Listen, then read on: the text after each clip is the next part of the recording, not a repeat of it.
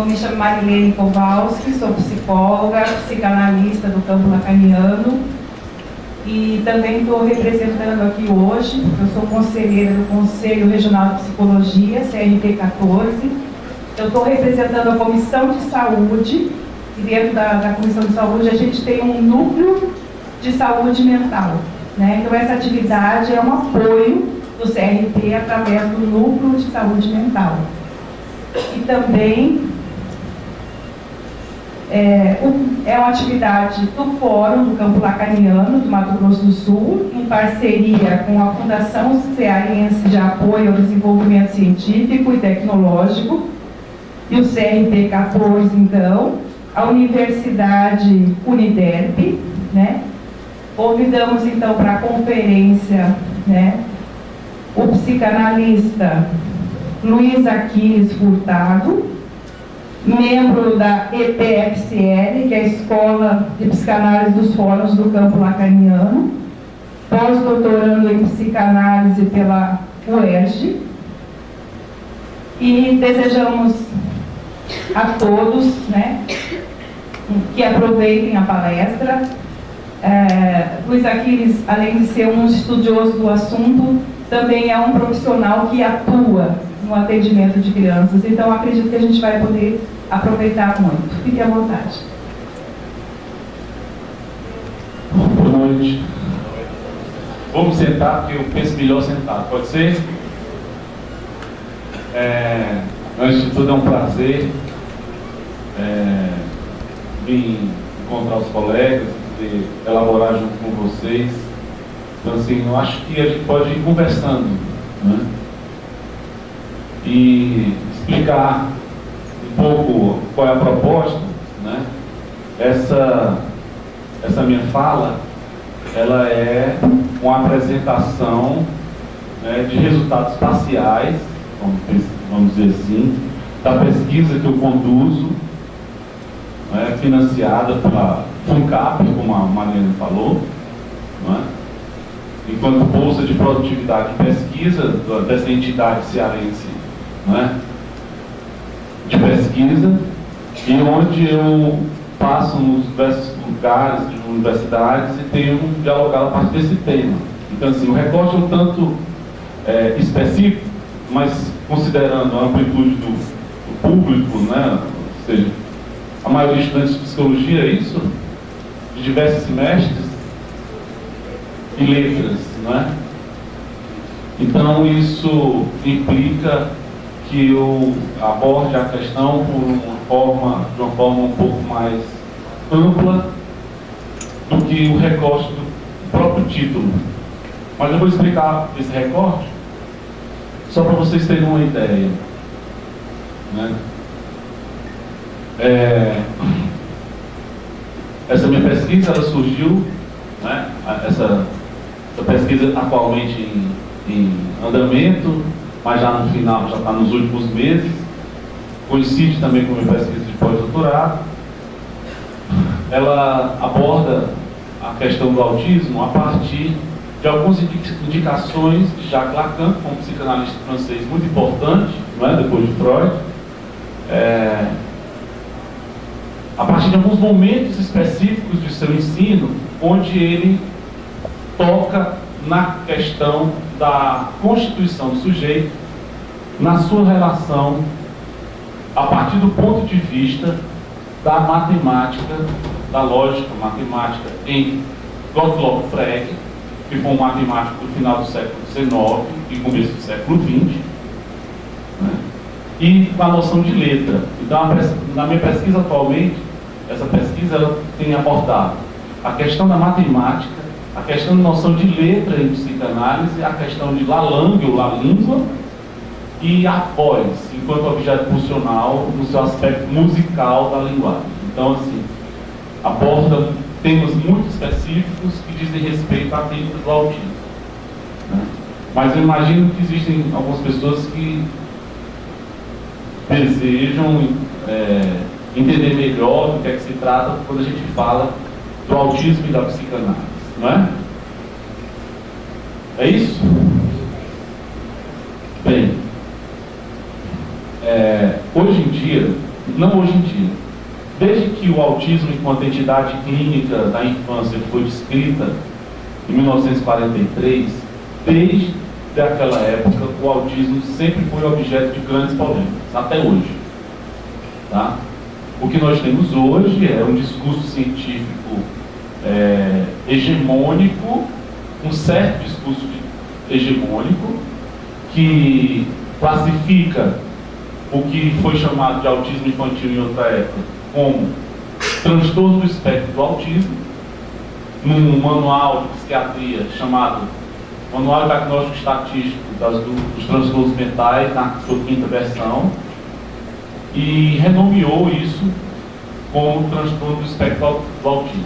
Na sua versão 4, no DSM-4, chamava o grupo de transtornos, chamava transtornos globais de desenvolvimento. Nós temos, na verdade, nesses 70 e poucos anos de autismo, enquanto entidade clínica descrita, uma sucessão de renomeações, releituras, reconceituações, o que implica um fundo de desconhecimento. Né? Se eu preciso estar todo o tempo reelaborando a definição do conceito, é porque ele continua problemático. Na verdade, a clínica da infância ela é muito problemática porque a relação que a criança tem com a linguagem, a relação que a criança tem com os objetos, né, de alguma forma foi esquecida por aqueles que olham para as crianças, ou seja, os adultos. Né?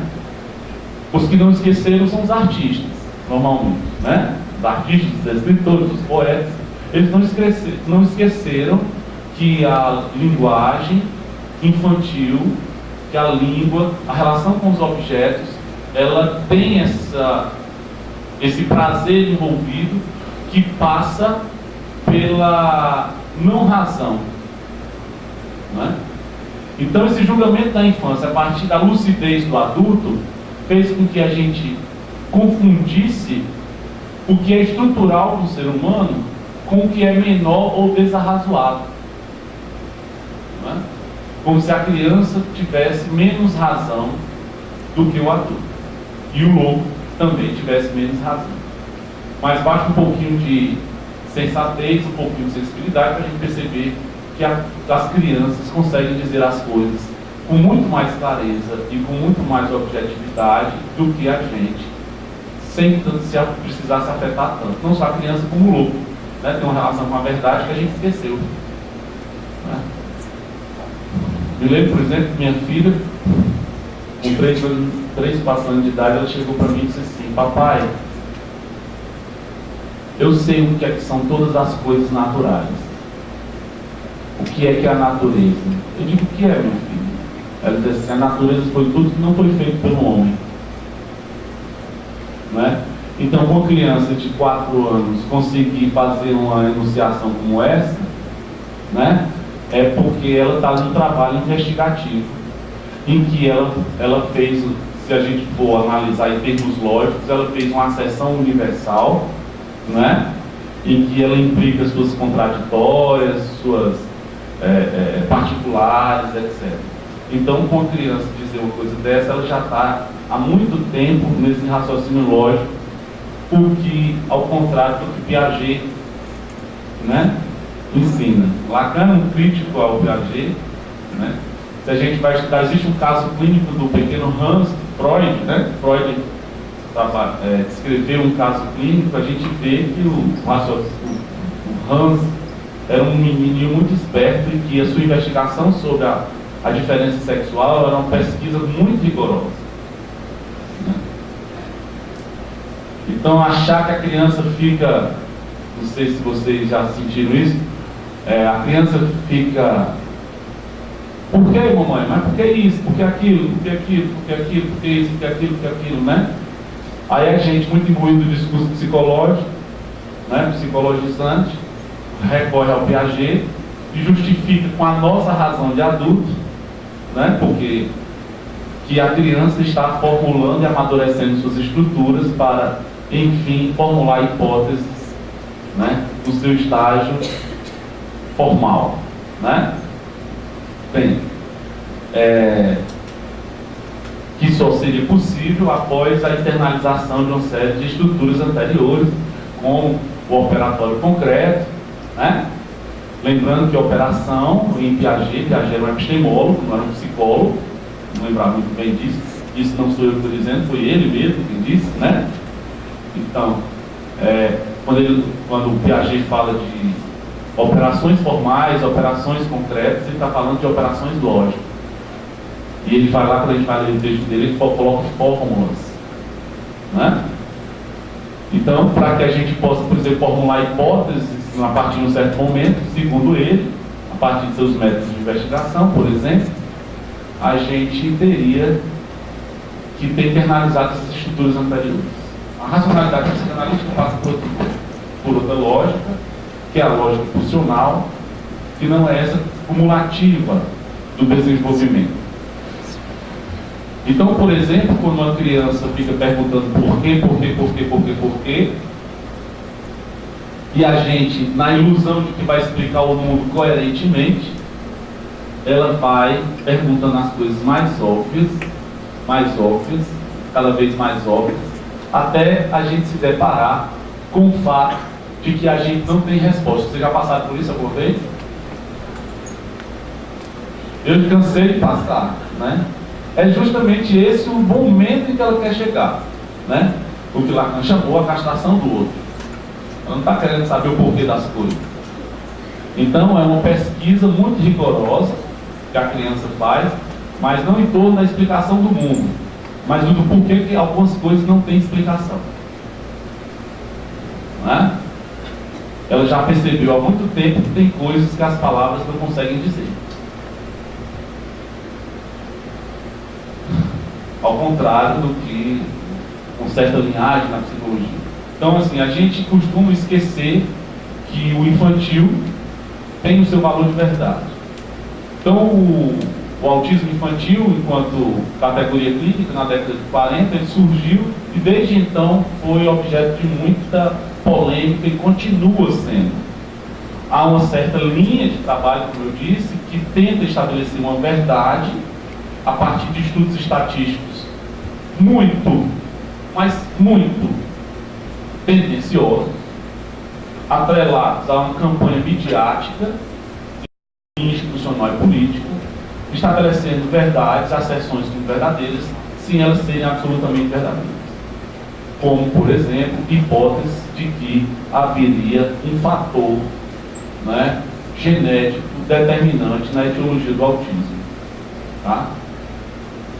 Se vocês forem observar, com rigor, os artigos científicos de respeito, inclusive de geneticistas de respeito, vocês vão ver que os valores de estudo eles não são comprobatórios. E as conclusões são sempre: há indícios que, quando eu digo há indícios que, nós sabemos o que aconteceu no Brasil, né? Há indícios que, o que é que se pode fazer com que há um indício? Então, o há indícios que 50% dos casos, 50% dos casos é uma amostra significativa, mas existem outros 50%, mesmo que seja 80%, então há um recorte em torno de uma categoria que foi inventada e reformulada historicamente, né? E que produz resultados específicos, forjando uma verdade científica que é divulgada aos quatro ventos, nos grandes mecanismos midiáticos. Qual é o ganho disso?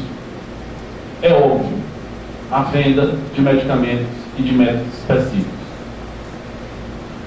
Tá? Não é à toa, por exemplo, que em 2013 ou 2014 sai na Folha de São Paulo uma matéria em um dos principais jornais do país, de primeira página, escrito risperidona, a droga do autismo. Então, isso foi um problema muito sério que obrigou inclusive o Ministério da Saúde a lançar uma nota normatizando o uso da risperidona, mas quem quiser investigar isso mais a fundo, basta passar em qualquer CAPS de qualquer lugar do país que receba ainda essa medicação, porque está todo todos a saúde mental no país está sucateada, né? Então, vocês vão ver que as crianças autistas estão sendo medicadas com risperidona. E risperidona é um antipsicótico muito forte. Tudo bem, a gente entende que existem crianças que são muito comprometidas, que não dormem, que não deixam ninguém dormir, que não param, que têm comportamentos destrutivos e autodestrutivos, têm crises graves, algumas, não são todas, então que precisam de uma atenção maior.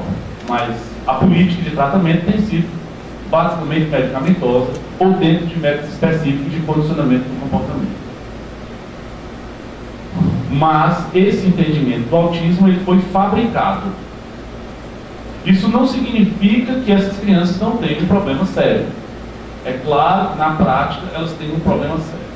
E esse problema sério, é o que nos interessa, ele aponta para as questões fundamentais da constituição subjetiva, ou seja, as questões clínicas que o autismo apresenta são questões... Tudo bom, André? Prazer, as questões que o autismo apresenta são referentes às questões constitutivas de todos. Né? E para que não haja muito engano, nessa torre de Babel que se construiu em torno dessa conceituação, é importante que a gente saiba que a psicanálise, a partir do construto teórico e da lógica interna de sua teoria e de sua prática, né? Ao pensar isso que foi chamado autismo, né? Recorta esse fenômeno de forma absolutamente diferente do que é chamado autismo do resto das outras ciências. Então, ou seja, não se trata da mesma coisa. Não sei se vocês conseguem entender isso. Eu vou tentar dar um exemplo muito claro. Na física, existe um fenômeno chamado paralaxe. Já ouviu falar disso? É um fenômeno óptico. A gente pode reproduzir esse fenômeno de uma forma muito simples. Escolhe-se um objeto, por exemplo, uma cadeira ou alguém, e você tampa um olho, não é? E olha para o objeto, depois muda, tampando o outro olho e olha o objeto, você vai ter a impressão, não é? De que o objeto mudou de posição. Não é? E depois que a gente abre os dois olhos, ele centraliza. Isso é um fenômeno óptico. O objeto não mudou de posição, você concorda? O que mudou de posição foi a posição do observador. Isso no campo da teoria e da clínica, né? Na verdade em todas as ciências, isso acontece. A própria física, né, reconhece isso. Então, a posição do recorte, não sei se os acadêmicos aqui, quando a gente faz metodologia científica, a gente faz a coisa do recorte teórico, né? A gente faz a pergunta, faz o recorte teórico e faz o recorte dos recursos e do ponto de vista teórico metodológico. Eu estudar um fenômeno a partir dos conceitos de Piaget não é a mesma coisa eu estudar um fenômeno à luz dos conceitos de Freud. Esses dois fenômenos se tornam absolutamente diferentes. Não é? São absolutamente diferentes. Eu posso também fazer isso com dinheiro. Não é? Se eu atendo uma pessoa, né, e obedeço a tabela do CRP, né, sei lá, 50, 100 reais, seja da FENAPS, enfim, seja qual for a tabela, tá? Uma tabela, e se eu não tiver sido analisado o suficiente, tiver problemas com isso, né? Eu não vou conseguir perceber que uma pessoa que ganha 5 mil reais, 100 reais vale um tanto, a outra que vale, uma que ganha 1.000, os mesmos 100 reais vale muito mais, né? Materialmente falando. Então você vê que dentro dessa perspectiva as coisas já mudam, são dois 100 reais diferentes, né? Bacana no seminário de identificação, ele vai dizer, vai discutir, inclusive nessa questão do número, falando sobre essa questão do número, ele vai dizer, ele vai criticar uma asserção lógica que é A é A, né? Ou seja, que um conjunto A, por exemplo, ele é igual a A. Não necessariamente. Aí ele começa a brincar com isso, né? Por exemplo, ele faz dizer meu avô é meu avô, ou então quando a gente diz guerra, é guerra. Essa segunda guerra não é a mesma coisa da primeira, né? Guerra é guerra, implica, então ele começa a problematizar isso, que a posição mesmo do significante em relação a que a gente está utilizando muda, logicamente. Então, de cara, eu já previno vocês de que o autismo de que trata a psicanálise não é o mesmo autismo do resto da ciência. A gente não está falando a mesma coisa. Mas, historicamente, a gente tem que colocar alguns pingos nos is de forma muito clara. Muito clara. Tá? Primeiro, a história do autismo, com toda essa polêmica que houve desde sempre, foi toda e sempre uma história de resistência à psicanálise. Paradoxalmente. Por quê?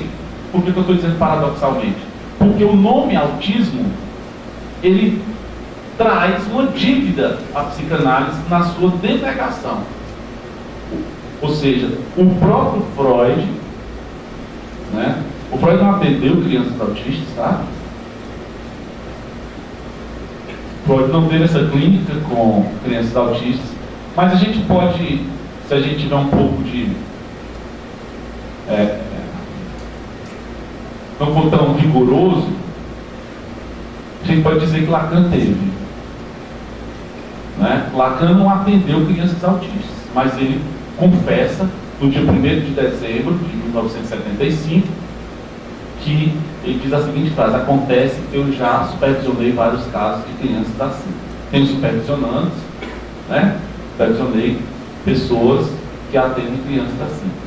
Então, a supervisão é uma clínica também, né? Onde a gente escuta não só o paciente via o analista que está escutando, né? Escuta também aquilo que vem. Então, Lacan, ele diz que teve essa experiência. A gente não pode negar isso. Mas, o nome autismo, ele surgiu para descrever uma característica da esquizofrenia por parte do cara que descreveu a esquizofrenia, que era Bloyer. Então ele pegou um neologismo que chamava alterotismo. Essa história é muito batida, mas é importante a gente retomar nessa perspectiva da dívida que tudo que se fala sobre autismo tem em relação à psicanálise, apesar da sua denegação. Tá?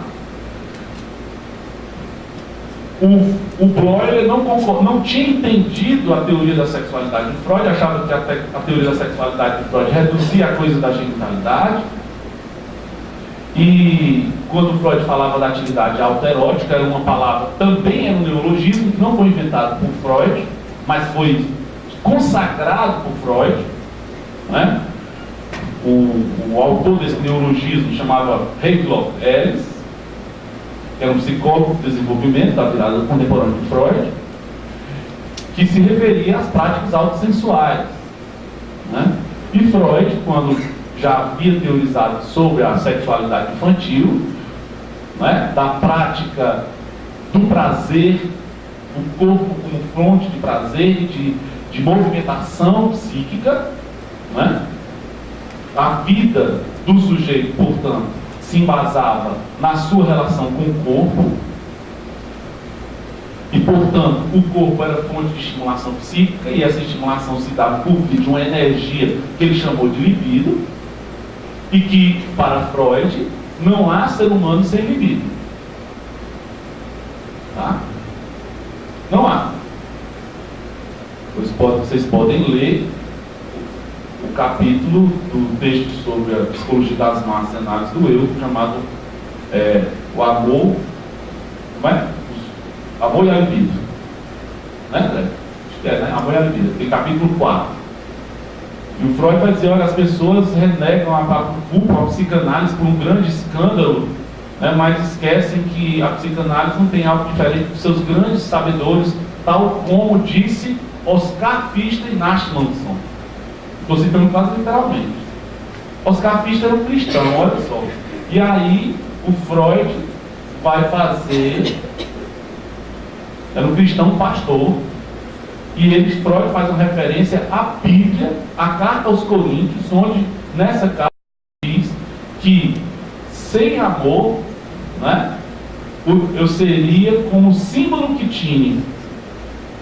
Ou seja, eu não seria humano, seria como um metal que soa. Então, nesse trecho da obra de Freud, a gente consegue ver claramente que ele, não só nesse trecho, eu acho que esse trecho está respondendo ao Jung e ao Freud, porque justamente em torno dessa querela da palavra autismo, em 21 de abril de 1907, se eu não me engano, o Freud escreveu uma carta ao Jung, dizendo mais ou menos assim: rapaz, eu estou muito triste com o Bleuler, porque ele inventou essa coisa de psiquismo ou autismo. Isso não, agora eu estou dizendo do meu jeito, isso não tem nada a ver, entendeu? A libido, por definição, não é autoerótica. Opa! Ou seja, a energia sexual, ela surge, portanto, não por parte do lado de fora, do encontro com o objeto pelo lado de fora. Isso ele já havia escrito nos 3 ensaios sobre a sexualidade. Ou seja, esse encontro com o lado de fora é o fato de que nós somos, na nossa condição biológica, condenados a, desde o nascimento, a ter que nos relacionar com o outro. Isso é um inferno. Por quê? É um inferno e a salvação, porque ao mesmo tempo que nos salva e nos mantém vivos, não é? Porque nós nascemos sem condição biológica para isso, para sobreviver sozinhos, né? Esse outro, ele instaura um desequilíbrio que não é sentido tão prazerosamente assim. Isso Freud disse há muito tempo, né? Tem um parágrafo um texto que ele proscreveu, né? Um texto que o Freud deixou guardado, foi publicado postumamente, que era um projeto. Desde lá ele já tinha essa ideia de que a criança, quando ela nasce, ela, por um lado, o outro traz uma satisfação, mas essa satisfação é o preço também de um desequilíbrio, porque ela instaura uma sensação ou algo, um registro de algo que nunca aconteceu antes. Isso que nunca aconteceu antes produz um desequilíbrio que a criança não quer saber disso.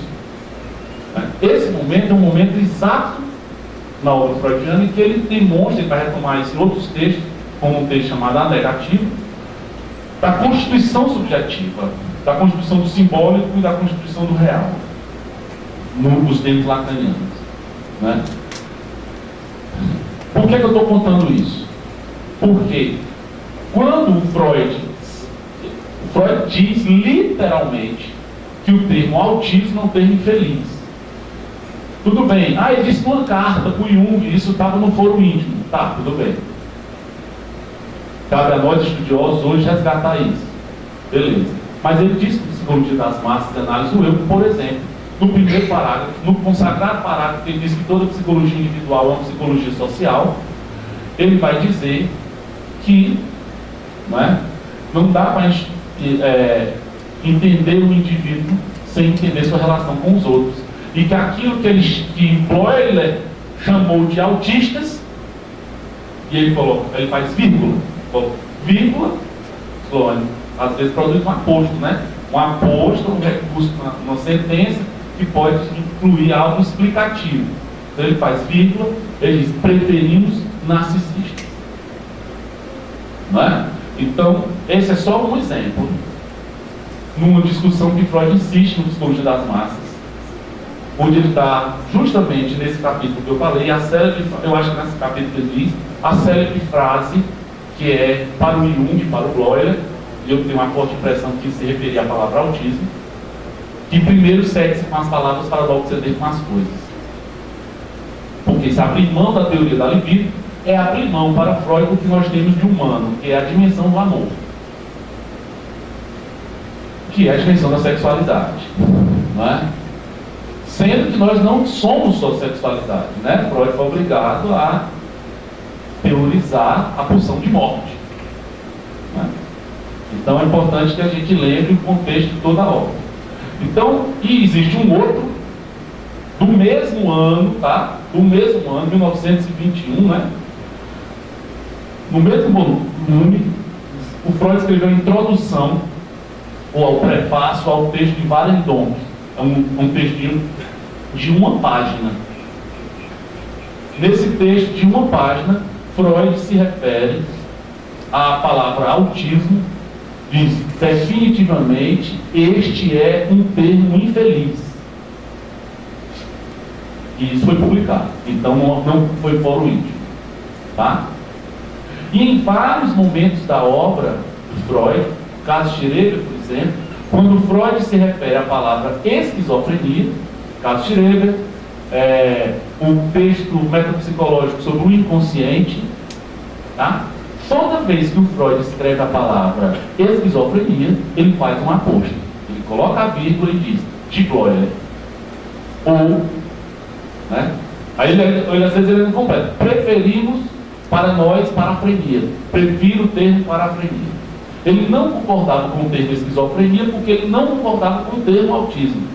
O que é que o termo autismo dizia para Glória? Era uma das características principais da esquizofrenia, que se referia à exclusão do sujeito, ao retraimento do sujeito na sua relação de sociabilidade. Ou seja, o esquizofrênico, uma de suas características é voltar-se a si mesmo. Tá? Ficou muito conhecido na história da psicopatologia, principalmente na psiquiatria, que a esquizofrenia é marcada pelos 4 A's de Bloyer. O senhor já ouviu falar disso? Aquele texto do Antônio Quinet, Psicose Laço Social, ele retoma isso. Não é?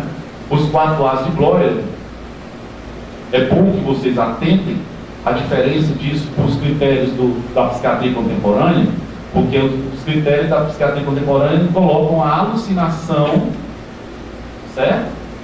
Como um dos fenômenos fundamentais para o diagnóstico diferencial da psicose.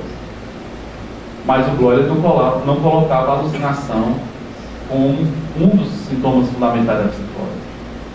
Era o distúrbio nas associações, ambivalência, autismo e afeto. Os 4 A's são esses. A função de sociabilidade, a função de pensamento, a função da linguagem e a função afetiva estavam implicadas. A presença ou não de alucinação para Bloyer, inclusive alucinação em alemão não é com A, é com H. Tá? Então, não faz parte. Isso significa, portanto, que nós podemos até ter esquizofrênicos que a gente não percebe alguma alucinação. Pode ser que ele alucine, mas a gente pode não ficar sabendo que ele alucina. Não é? Isso é um critério muito importante. Por quê? Porque isso também é utilizado como critério até para alguns psicanalistas de que o autismo, pelo fato de não alucinar, não seria uma psicose. Não é? Seria uma outra estrutura. O que é curioso é alguns psicanalistas tentarem classificar ou diferenciar o autismo das psicoses a partir de critérios fenomenológicos e não estruturais.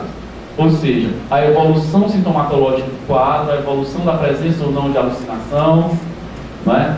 São critérios da psiquiatria, ou seja, são critérios que, à luz da psicanálise, não são critérios estruturais. Ou seja, o que é que são critérios estruturais? São critérios do posicionamento do sujeito na linguagem.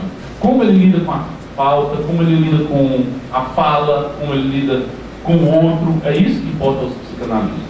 Portanto, o autismo para a psicanálise não pode ser entendido como um transtorno, nem pode ser entendido como uma deficiência, mas como uma posição subjetiva, e que não se trata em absoluto de culpabilização nem de culpa de ninguém. Não é? Isso foi uma significação fabricada no decorrer dos anos para instaurar um modo hegemônico de pensamento em torno disso que não se tem certeza nenhuma. Tá?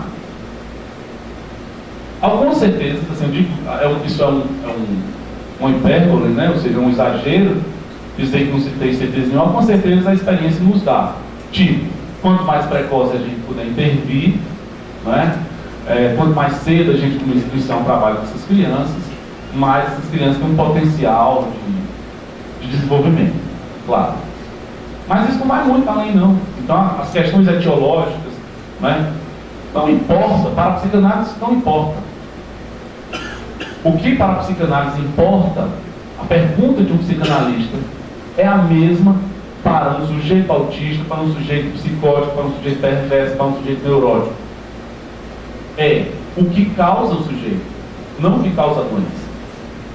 Então, o psicanalista tentar responder qual é a causa do autismo, ele está cometendo um equívoco clínico-epistemológico. Ele está tentando responder, e político. Ele está tentando responder uma pergunta que não é do campo dele, é uma pergunta do campo da medicina e da epistemológica que provém de outro campo, né? A partir de conceituações que não dizem respeito a isso. O sintoma, para a psicanálise, ele é o efeito, não é? Ele é o resultado de um efeito. Eu estou dizendo isso, estou me referindo a uma lição de Lacan no seminário A Angústia, não é? Ou seja, o que causa o sujeito é a falta, a causa do sujeito produz o desejo, e o desejo tem como efeito um efeito possível o sintoma. Então todos nós, sejamos autistas ou não, estamos, porque somos seres de linguagem, somos condenados a essa relação com o outro, podemos nos embodar com isso, a ter problemas nessa relação com a linguagem, não é? E uma das manifestações é o autismo, o outro é a neurose. Simples assim, né? Neurose, de alguma maneira, é o fato de que algumas pessoas se congelam em algumas significações e, a partir daí, elas não conseguem andar muito longe, elas ficam circulando a partir de um certo ponto que tem uma certa significação que, para Lacan, nós chamamos de significação fálica. O psicótico, ele não tem essa significação e ele fica vagando, e é isso que produz alguns problemas. Mas não só problemas, isso também produz uma certa liberdade, porque por isso que alguns psicóticos, inclusive, conseguem resolver problemas matemáticos que passaram-se séculos e ninguém conseguia resolver. Não é?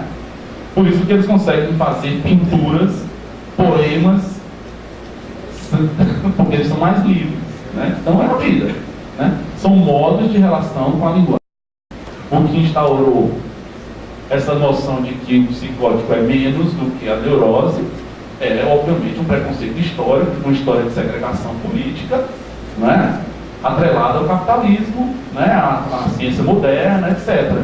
Mas se nós formos pensar bem, em termos, isso estou me referindo, por exemplo, a Foucault, os marxistas seminários anormais, enfim, em defesa da sociedade, a noção de sujeito perigoso, não é? Se a gente for pensar estatisticamente, a neurose, se a gente for numa delegacia da mulher, ou nos presídios, escutar os presos, a gente vai ver que a neurose é muito mais perigosa do que a psicose, né? Os neuróticos cometem muito mais crimes do que os psicóticos, não é? Nesse sentido, de produzir essa...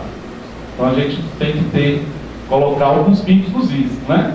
Dizer assim, ó, isso é dirigido, isso tem um plano político organizado secularmente com uma história de segregação, inclusive, de controle social, de higiene social, etc. Então, nesse contexto todo, o primeiro recado é: Freud não concordava em absoluto com a palavra autismo. Mas ela ficou, tá? Ela ficou porque o trabalho de Bleuler, esse psiquiatra, que foi o professor do Jung, né?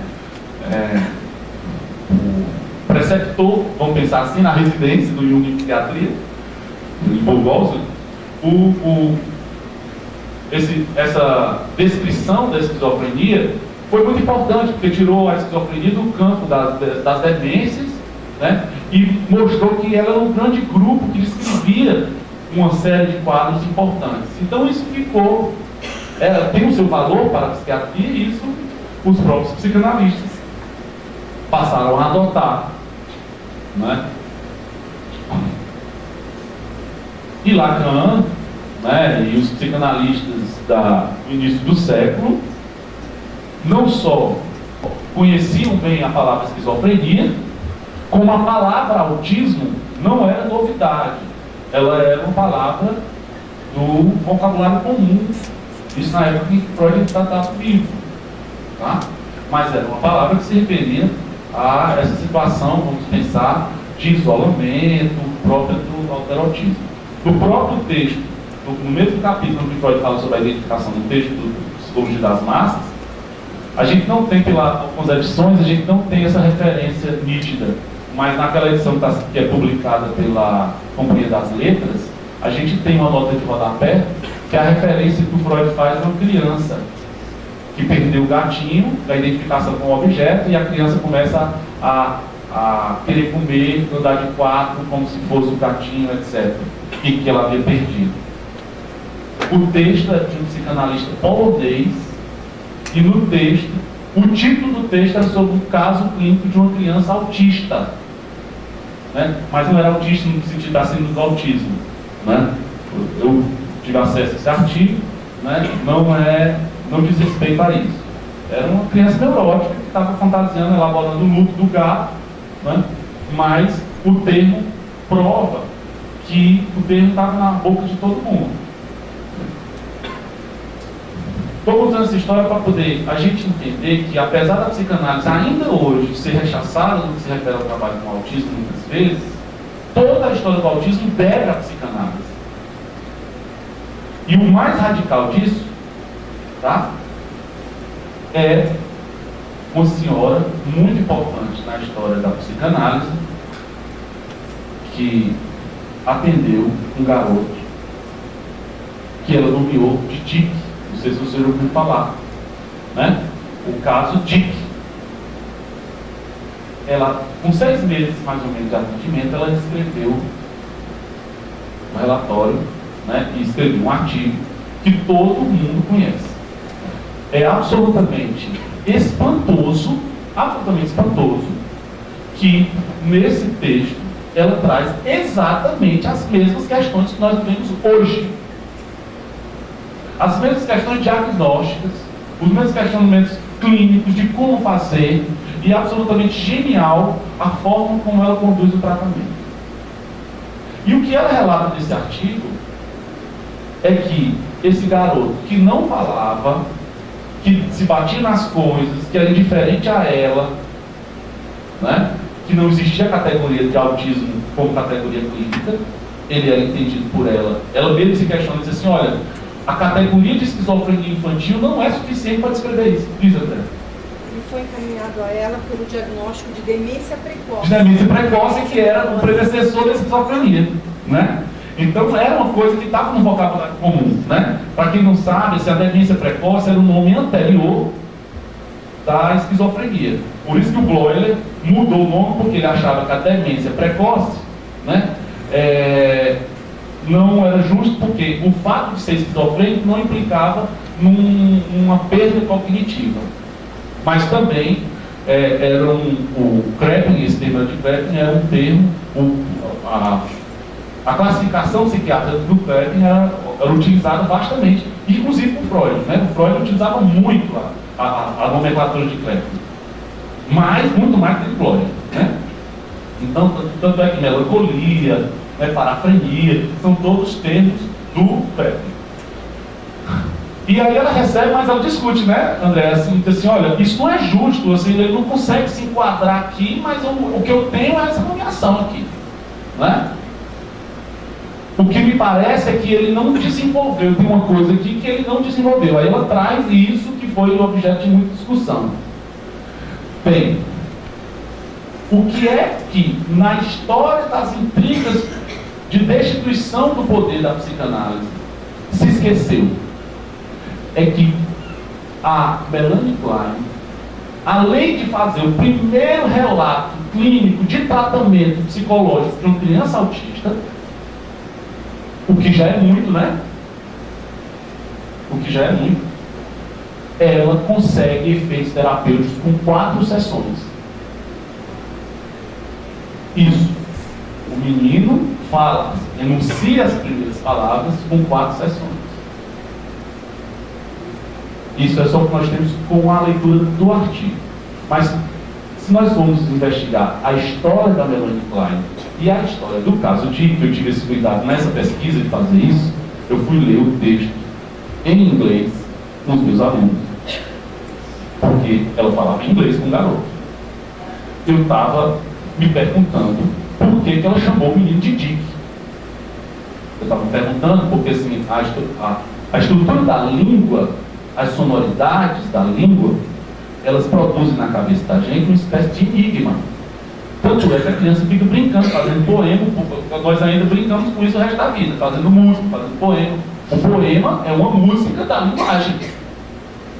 Né? A musicalização como uma repetição lúdica do gozo que nós temos de falar e de ouvir o que falamos ou o que o outro fala, com as modulações das palavras, com aquilo que carrega a palavra, que é a voz. Então, se o cinema é a 7ª arte, a primeira é a música. Não sei se vocês já pensaram nisso. A música é a primeira arte, porque ela remete a esse primeiro encontro com esses objetos que pode levar a gente para o fundo do mar. Todos os gregos dizem, é o canto da sereia. Um gozo que pode levar a gente para a morte. Né? A gente esquece, por isso que a gente se estranha quando está falando no microfone, né? Porque você recebe a voz no outro. A gente começa a articular os significantes e esquece que a voz está tendo essa diferença. Mas ela continua com um certo estranhamento. Então, isso já é muito clínico, porque se você ouvir qualquer autista, ele tem uma modulação diferente da voz.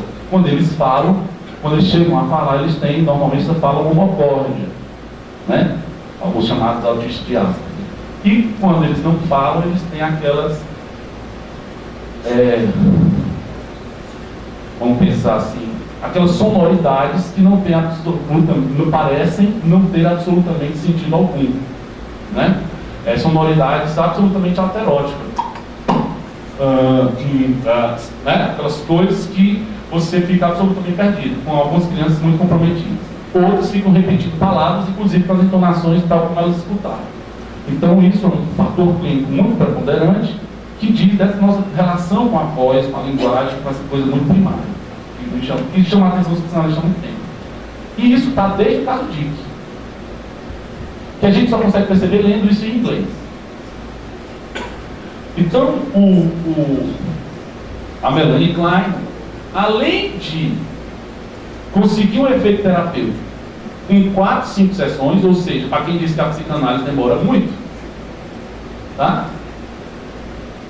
Ela conseguiu um menino autista dizer algumas palavras para ela com 4 sessões.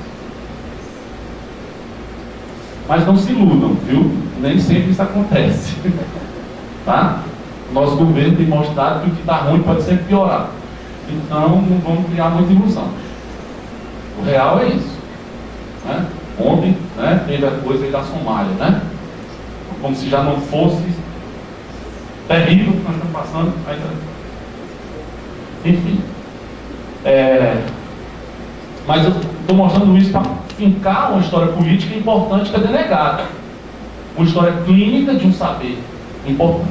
Aí, como eu estava dizendo, se a gente for investigar o resto da história, aí eu fiquei inculcado. Por que a Melanie Klein escolheu um nome, né, que é um nome equívoco em inglês? Porque Dick quer dizer também falo, né? Tem a sua suck my dick, né? Em inglês, ou seja, você tem uma referência sexual, né, ao membro sexual masculino, né? Uma palavra que tem um teor sexual. E certamente a Melanie Klein não era idiota em relação a isso. Então essa palavra dick tinha muitas reverberações. E eu, de alguma maneira, achei isso muito estranho. Eu digo, mas como é que ela, por que ela foi escolher esse nome? Qual era, o que é que tinha nesse nome, né, que ela escolheu? E qual seria o nome dele? Qual era o nome do Dick? E a partir daí, fui ler coisas todas em inglês e acabei descobrindo coisas maravilhosas. Eu acredito, não posso dizer com certeza, que o Dick foi escrito porque Dick foi um deslocamento, porque ela também atendia um primo desse paciente, que era um paciente chamado Richard. E Richard, o apelido de Richard é Dick. Então acho que ela brincou com esses nomes dos pacientes e colocou Dick. Mas nessa minha busca, a gente ouve o galo cantar e sai atrás. Isso aqui é a pesquisa, isso aqui é o desejo, né? Coisa. E é o que foi que aconteceu. Eu descobri algumas coisas muito importantes para a história do autismo e para a história da psicanálise. Primeiro, Melanie Klein, ela atendeu Dick durante 17 anos. Dick, quando ficou adulto, não só ele começou a falar, como ele se tornou um especialista em música. Certo? Quem encontrou com ele foi a biógrafa da Melanie Klein. Mas não para por aí. Descobri finalmente que o nome dele era Alan. Tá? E que ela atendia às quartas-feiras, ela chegou a se mudar para atendê-lo na cidade vizinha. Passou 2 anos morando na cidade, na época da guerra, se não me engano. Mas um fato muito importante: durante esses 17 anos, ela publicou um artigo com 6 meses de atendimento, mais ou menos, na final da década de 30. Então, no começo, ele tinha 4 anos, então, mais 17, ele deixou de encontrar com ela, tinha mais de 20. Né? E durante esses anos, ela lia, isso é o detalhe importantíssimo que eu quero mostrar para vocês, ela lia para o Alan, tá? Agora eu vou chamar ele de Alan. Ela lia para o Alan a historinha de um caso clínico de um menino chamado Dick. Sabe o que aconteceu? Ele, além de especialista em música, ele se tornou um especialista e um grande leitor de Charles Dickens. Então você vê aí o sujeito com efeito e trazendo a marca da relação com o outro, que foi Melanie Klein, né, o resto da vida dele. E se esse garoto que não falava passou a se tornar, vamos pensar assim, um Asperger, evoluiu com Asperger, né, nós temos um caso de um tratamento psicanalítico bem sucedido. Ele não deixou de ser autista, com neurótico, não deixa de ser neurótico, entende? Mas ele, com autonomia, ele desenvolveu, né? Então, isso é muito importante para que a gente diga aos 4 ventos. Que houve um efeito clínico desse trabalho durante muitos anos. Né? Nós estamos falando só do caso de. E aí é onde entrou a minha pesquisa, começou a descobrir coisas. É que o Lacan tem uma lição nos seus primeiros seminários, onde ele vai discutir o caso de. Ele relê o artigo, ele chama uma psicanalista, uma jovem psicanalista na época, chamada Madame Gellier, que escreveu o Édipo Africano. E, infelizmente, na edição que nós temos em português, a edição que foi organizada pelo Jacques Alain Miller, foi omitida a exposição do caso por parte dessa Gellier. Onde nessa exposição existem alguns comentários de Lacan, intervenções dele durante a fala dela, e as questões que ela levanta, o que o caso Dick colocou ela, instigou nela, são absolutamente não só atuais, como maravilhosas.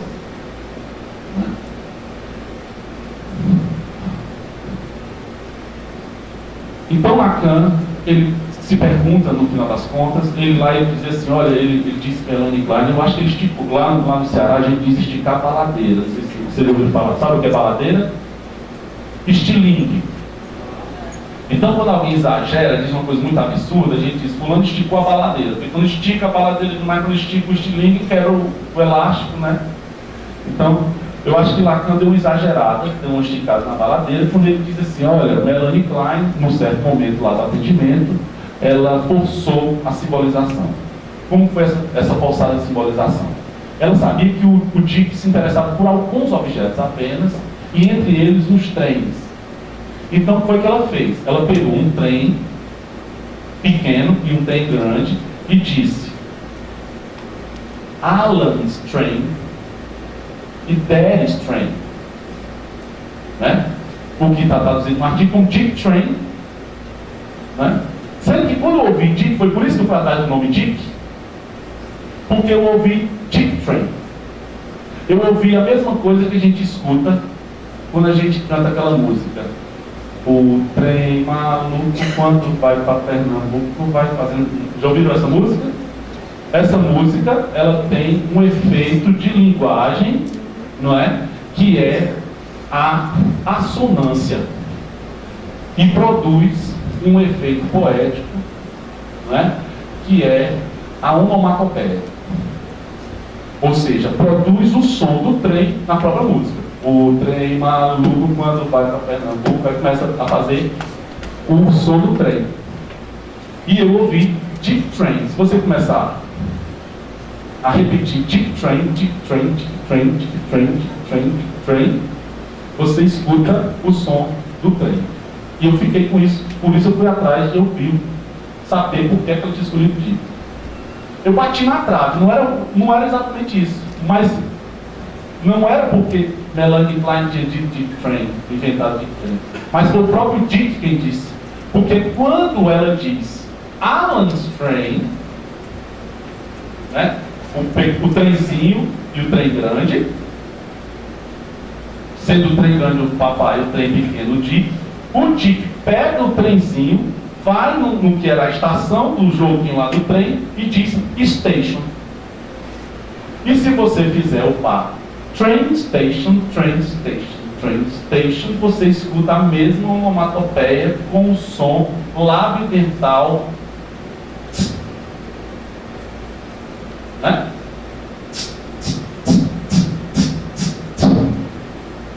Ou seja, um gozo sonoro numa oposição entre o trem e a estação, e Melanie Klein vai interpretar, é aí que Lacan disse que ela exagerou, né? Dizendo que você quer foder a mamãe. Ele forçou a barra, mas ele ainda coloca dizer desse jeito. Ela diz algo em torno do que você quer foder a mamãe. Bem, Melanie Klein não disse isso.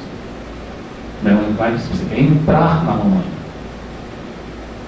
Entrar na mamãe é por dizer aquilo que a gente quer voltar para a pátria, por exemplo, né? No seu sentido simbólico, quer voltar para a mamãe, né? Tudo bem, que mesmo assim que seja o Lacan diz isso, mas não é tão ruim, porque ele diz assim, mesmo ela forçando a barra, ela consegue alguma coisa. Ele diz, o fato dela ter conseguido alguma coisa que nos é interessante.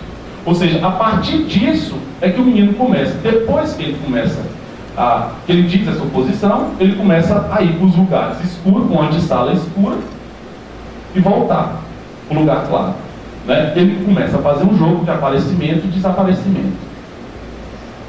O que estruturalmente, né, simbolicamente, tem a ver com uma citação de Lacan muito importante, no mesmo seminário, não na mesma aula, mas uma aula contigo naquele mês, talvez, em que ele chama Jean Hippolyte para discutir um texto negativo, um texto importantíssimo do Freud, que tem a ver com essa coisa do número que eu quero falar.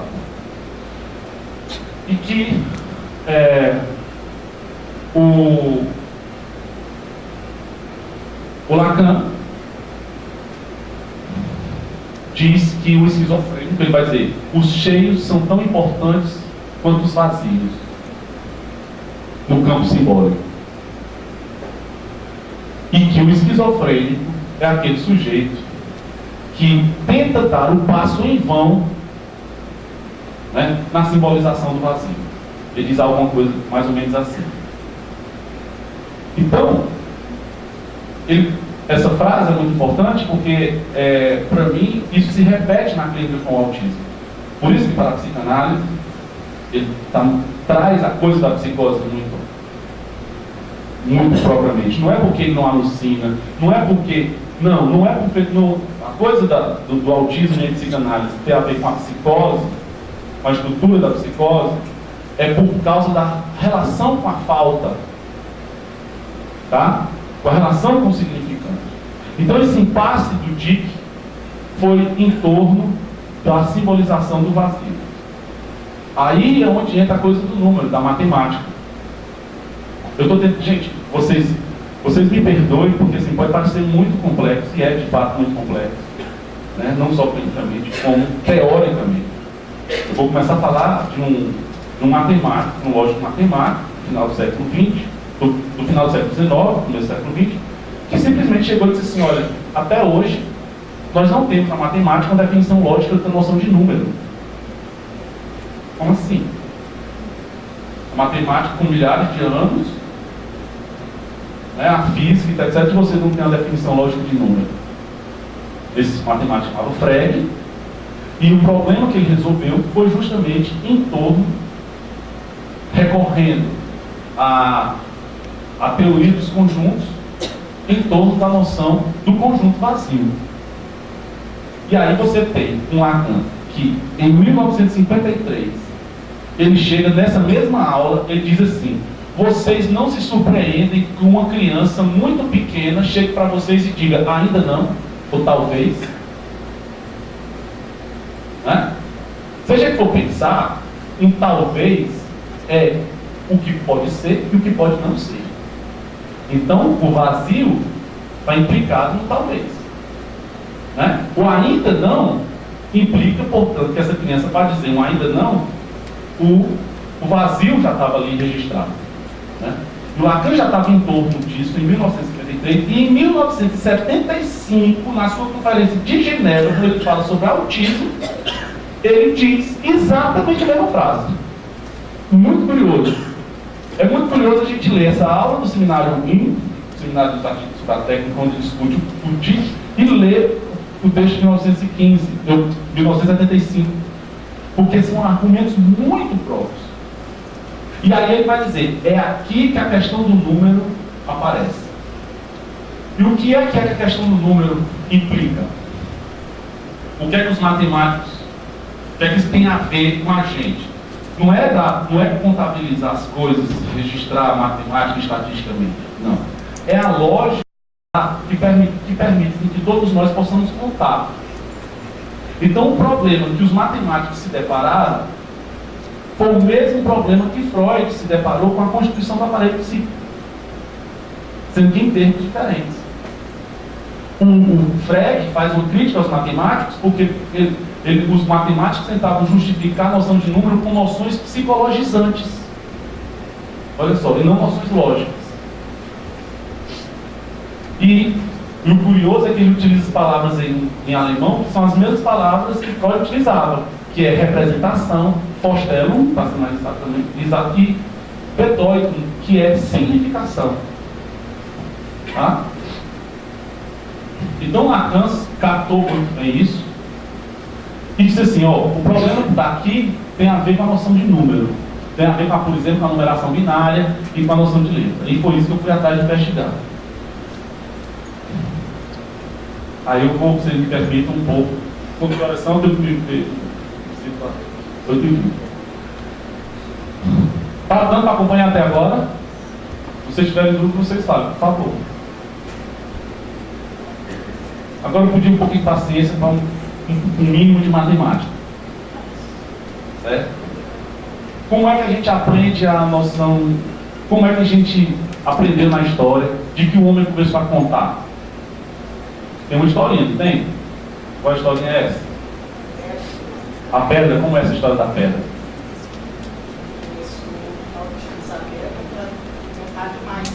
Para matar animais, né? Era a história do pastor. Então, para cada ovelhinha, ele tinha uma pedra. Se faltasse uma ovelha, sobrava uma pedra. Não é isso? Mas por que ele precisou fazer isso? Porque era a primeira base. Estava sendo formado. Não, tem uma questão histórica, se me desculpe te interromper. O advento que fez com que a humanidade precisasse fazer isso foi o advento do sedentarismo. Porque quando ele era nômade, não faltava ovelhinha, ele ia para onde tivesse ovelha. Então foi preciso ele parar num lugar geográfico para que ele controlasse o consumo das ovelhas. Ou seja, quando ele parou em um lugar geográfico, a ovelha podia faltar. Então foi a falta da ovelha que foi a operadora da necessidade de fazer essa operação, que é uma operação de significação. Ou seja, uma pedra significa uma ovelha. Isso em termos linguísticos a gente pode dizer, mas a gente pode ser elegante e dizer também em termos matemáticos. Ele fez uma associação entre elementos de dois conjuntos. Um conjunto de pedras e um conjunto de ovelhas. Uma associação que nós chamamos biunívoca. Para cada elemento, no outro conjunto corresponde um outro elemento. Para cada cadeira corresponde uma pessoa no auditório. Essa correspondência é uma correspondência biunívoca. Que isso faz parte da teoria dos conjuntos. Tá? Então, quando houve o advento histórico do sedentarismo, o homem precisou contar a falta, né, da comida vai aparecer aí. E aí o sujeito, nesse apólogo, né, porque na verdade a gente não tem como viajar no tempo e conhecer esse pastor, isso é apenas um apólogo, um mito, para poder a gente entender que a coisa começou assim. Então, sim, e claro, como você estava falando, para que fazer isso? Isso foi estruturando o psiquismo do homem para fazer operações também cada vez mais complexas. Mas veja só, ele só pode fazer isso porque primeiro ele registrou a falta da ovelha. A questão é, como registrar algo que é ausente? Essa é a questão, que é estrutural. Como é que eu registro a ausência? Porque a ausência não existe no sentido real aqui. Eu não consigo pegar na ausência. Como é que eu posso... Então a noção de falta, de ânsia, por exemplo, se tivesse um quadro, eu poderia fazer muito facilmente. Vocês têm um papel maior? E um pincel, acho que dá para fazer. Qual é o pulo do gato? Lacan insiste e cita justamente o netinho do Freud, tá? Um episódio com o neto do Freud, para explicar o que é que está em jogo. Tá? Eu só tenho como simbolizar uma ausência a partir de uma alternância. E, portanto, de uma repetição. Algo que nunca faltou é a mesma coisa de que ele nunca ter estado. Uma coisa que esteve e faltou e nunca se repetiu também é a mesma coisa. Não sei se vocês estão conseguindo me acompanhar. É preciso que essa coisa falte e ela retorne. Certo? Aí, quando ela retorna, eu tenho essa coisa tendo aparecido pela primeira vez e tendo aparecido pela segunda vez. Aí eu tenho a primeira contagem. Essa contagem só pode ser possível porque se instaurou uma diferença entre a primeira vez e a segunda vez. Por isso que A não é igual a A. Duas coisas iguais estão em posições diferentes e o espaço que as separa é que torna diferente. A diferença na escrita, ela está escrita pelo espaço vazio entre as letras. Se você não separa uma palavra da outra, ela continua sempre a mesma palavra. Tá? Agora eu vou fazer um passeio por outro saber. As artes. A música. Isso se aplica à música. Você sabe o que é? Qual é o nome? Giovanni. Você sabe o que é a música? Mas esse ar-condicionado está fazendo vibrações, ele está fazendo música. Nem todo som é música. O som, ele é uma alteração na pressão atmosférica que propaga ondas e é sentido por nós, porque se não fôssemos nós, não tinha som em canto nenhum. Ninguém está falando de som, de física, de nada. Então é preciso de um leitor, de alguém que sinta e traduza isso em palavras para dizer que existe som. Mas os animais escutam. Mas se não for a gente percebendo que são os animais que estão escutando, a gente não vai ter também. Então a linguagem, quem fala somos nós. Então não há uma escrita se não houver um leitor. Uma carta jogada no meio da rua e ninguém pegar aquilo e ler, aquilo vai continuar sendo um lixo. Tá? Aconteceu comigo uma vez, eu passando no meio da rua, encontrei um disco jogado no lixo. O primeiro disco do Belchior. Eu guardei aquilo sem saber, é um disco do Belchior, um vinil, eu tenho até hoje, né? Tive o mau privilégio de estar lá na cidade dele quando ele morreu agora esse ano, a gente fez uma homenagem. E depois de um tempo, eu vi que nesse disco tinha uma mensagem de amor apagada. Aí ele ganhou ainda mais valor. Aí eu fui lá transcrever, eu só dei para fazer uma música dessa mensagem de amor apagada da capa do disco do Belchior. Né? Do lixo, se eu não tivesse passado e lido isso, ele ia continuar sendo um lixo. Entende? Então, veja bem, voltando. O som é uma vibração, são ondas provocadas por uma alteração, é um processo físico. Né? Se eu faço assim, eu alterei a pressão atmosférica, ela vibra, é captada pelo seu ouvido, isso é traduzido pelo seu sistema perceptivo, e você pode, talvez, transformar isso numa leitura de palavra, como também pode não transformar. Né? Mas veja bem, a música é uma alternância sonora padronizada entre sons e silêncios. Tá? E aí, tudo bem? Porque se for uma alternância sonora não padronizada, ela é ruído. Porque se eu pego um piano e começo a bater nas teclas desordenadamente, eu não estou fazendo música. Eu estou fazendo uma série de sons que não tem ritmo, portanto, não tem ritmo, não tem melodia, né? E tem volumes variados, sem padrão. Então isso não é música. A música ela precisa dessa padronização. E óbvio, todo instrumento musical é o substituto artificial da sonoridade da voz. Que foi a primeira música que nós escutamos. Primeira junto com o nosso tambor, que é o coração. Escutando desde a vida inteirinha. Por isso que toda música, você vai com a rave, você tem aquela batida hipnótica. Você vai com o samba, você tem o surdo, que faz justamente o barulho do coração. E o que é que ele faz? Ele faz a alternância entre som e silêncio. Na linguagem, né?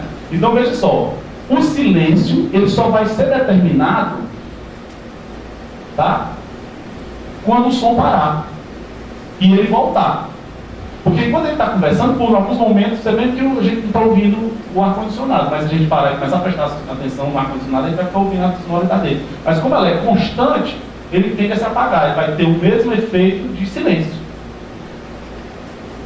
Agora, se ela alterna entre som e silêncio, aí fica uma padronização que capta a gente, né?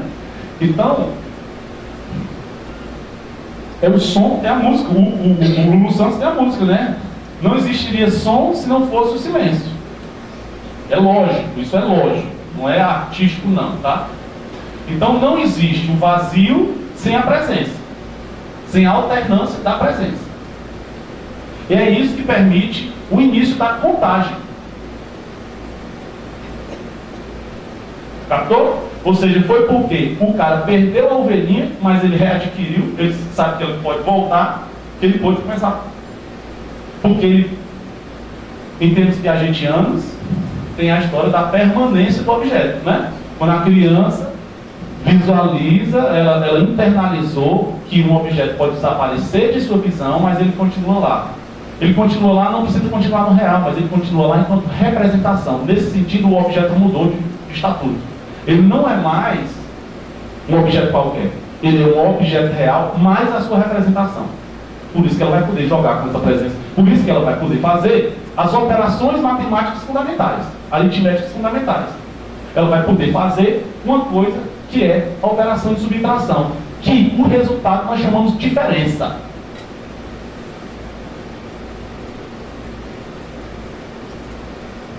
Né? Então, a presença da ausência nessa alternância, ela implica em nada mais, nada menos na subjetivação do igual e do diferente. Portanto, a presença dos mecanismos em psicanálise da identificação. Concorda, André? O Lacan vai trabalhar isso no seminário da identificação. São os mecanismos construtivos, né, da subjetividade. E que alguns autistas, de alguma maneira, ou na grande maioria, apresentam um impasse em relação a isso. Tá? A questão é se a gente consegue ouvi-los ou não. Essa é a questão. A gente não consegue ouvi-los porque a gente está tentando fazer com que ele fale, que a gente está tentando fazer com que eles nos escutem. Mas a ética da psicanálise é deixar o sujeito livre para falar. Como ele não fala, a gente pode deixar ele livre para fazer. Né? E vou contar um exemplo. Um garotinho, um paciente, de 3 anos, desses que não falam, desses que entram na sala e não sobra pedra sobre pedra. Você chama e ele vira de costas. Você vai, aí ele vai para o outro lado da sala. Né? Então isso não é que ele não tem relação com o outro. Ele tem tanta relação com o outro que quando você se aproxima, ele vai para o outro lado. Tá? A presença do outro é invasiva.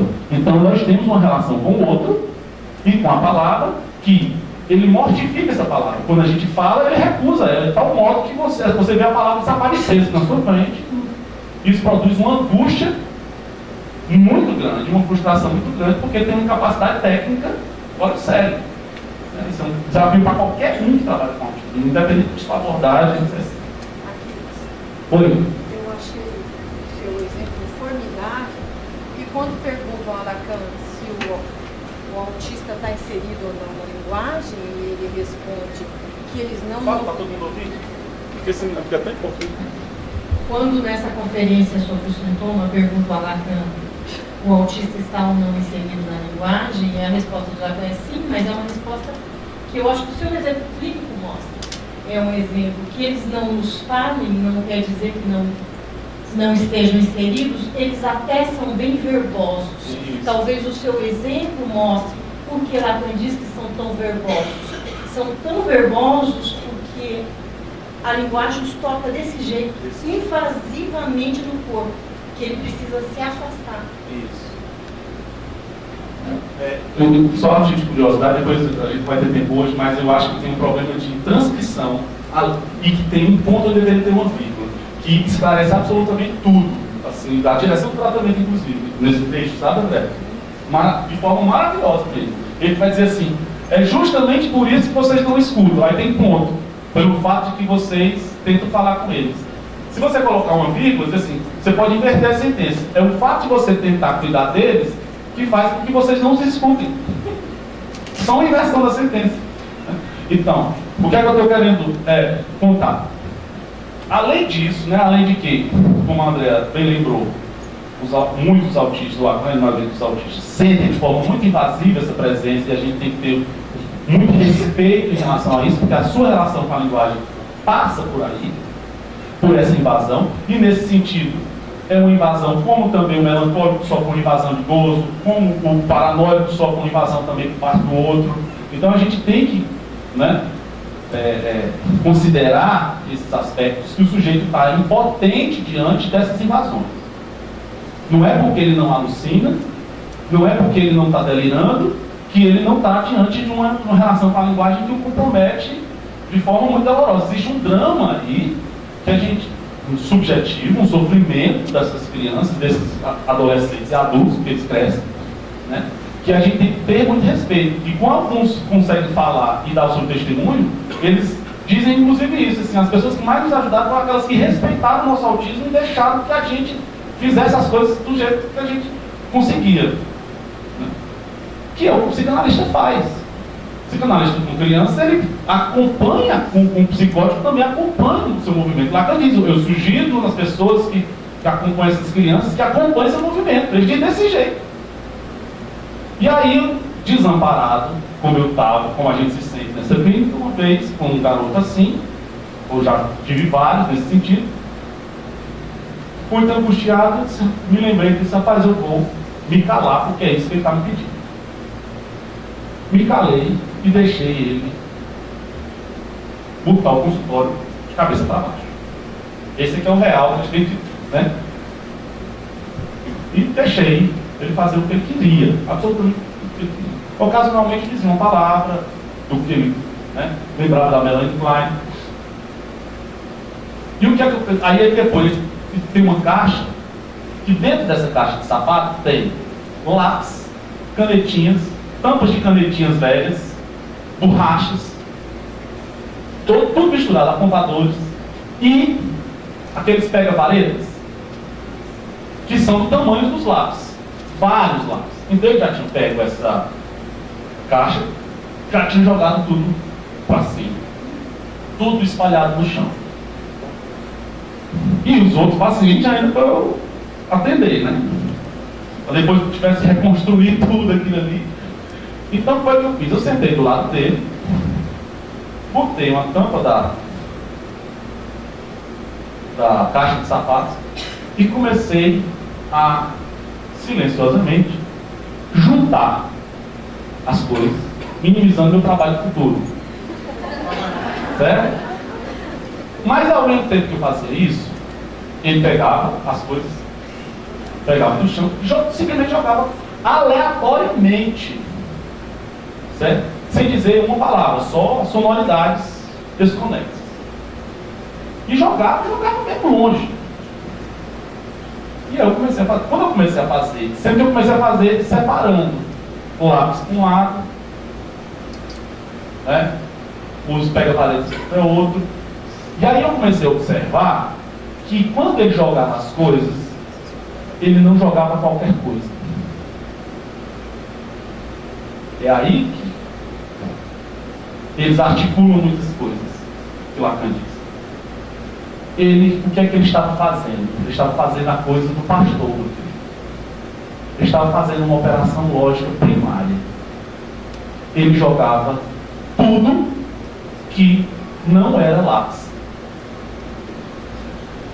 Né? O contrário de tudo não é nada, é não tudo. Porque nada é tão absoluto quanto tudo. Né? Então o contrário lógico é não todo, é o texto completo.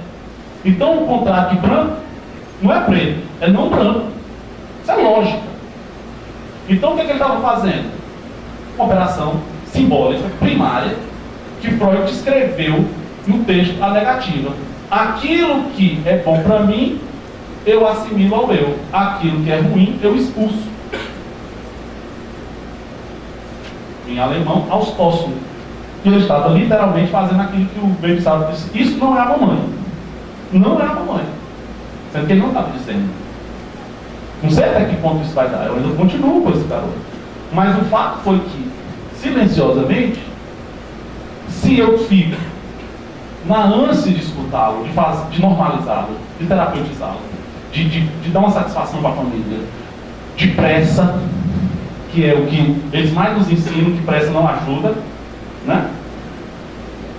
Eu não teria condições de simplesmente observar que ele tinha um critério diferencial entre os objetos. Então, se há um critério diferencial entre os objetos, ou seja, o que ficava no chão, perto dele, eram os lápis. O que era jogado para longe era tampa de caneta, borracha. Foi por isso que eu comecei a pegar os pega-paredes, porque eu comecei a ver que ele estava jogando só os pega-paredes. Então eu comecei a separar da mesma maneira os lápis, mas em espaços diferentes. Aí ele, de vez em quando, ele fazia. Aí quando ele olhou, ele fez assim. Sem, muito discretamente, só com um canto de olho, né? Como se, para que eu não percebesse que ele estava olhando. Mas eu continuei, fiz assim, olhei, e continuei separando. Depois que eu separei tudo que eu botei na caixa, né? Ele derrubou tudo de novo. Né? Mas alguma coisa assim, professor, vocês estão conseguindo entender? Por que eu estou tentando dar esse exemplo clínico? É para mostrar que há ali algo que é da ordem do número. Né? Ou seja, há uma alternância entre a presença do traço, do lápis, e a ausência do traço, do lápis. Ou seja, a simbolização, o esboço de uma simbolização, né?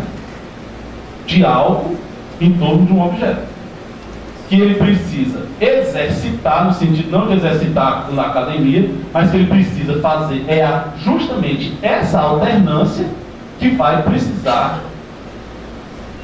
vai poder permitir com que esse vazio possa se inscrever, pelo menos, digamos, artificialmente. Né? Quando a gente pega um jarro para fazer um jarro, o que é? O jarro, ele fabrica um vazio. Uma matéria que fabrica um vazio. Antes, eu tenho um bolo de areia, né, de argila. Eu começo a moldá-lo e o que eu moldo é um vazio. Eu só posso moldar essa ânsia na alternância entre a presença e a ausência. É por isso que eu pedi um papel. Não sei se tem alguém que tem um pincel, os professores sério. Mas alguém tem um pincel?